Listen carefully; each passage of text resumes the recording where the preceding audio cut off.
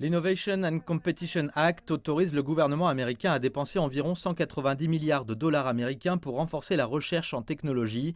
Cela a été signalé comme un moyen de contrer la Chine, mais pour le professeur John Gong, le gouvernement américain fait exactement ce dont il accuse la Chine.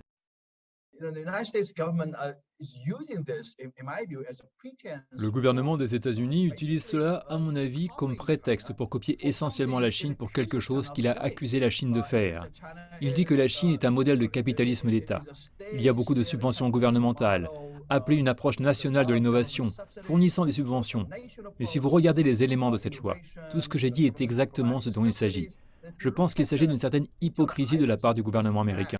Le projet de loi comprend des mesures visant à répertorier toutes les entreprises d'État en Chine qui ont été impliquées dans des allégations de vol de propriété intellectuelle ou de transfert forcé de technologie.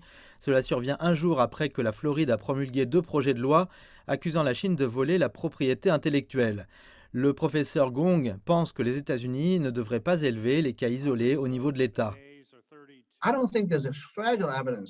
Je ne pense pas qu'il y ait des preuves que le gouvernement chinois soit engagé dans ce genre de comportement, ou que le gouvernement chinois encourage les entreprises ou facilite ce genre de comportement.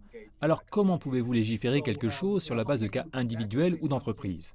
Je n'ai aucun problème à ce que les États-Unis ciblent certaines entreprises qui se livrent à ce genre de comportement. Mais pour les élever au niveau de l'État, et en particulier la Chine, comme si le gouvernement était engagé là-dedans, c'est totalement faux et totalement injuste.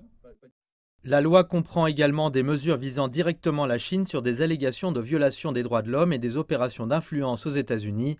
Elle appelle même au boycott diplomatique des prochains Jeux olympiques d'hiver de 2022.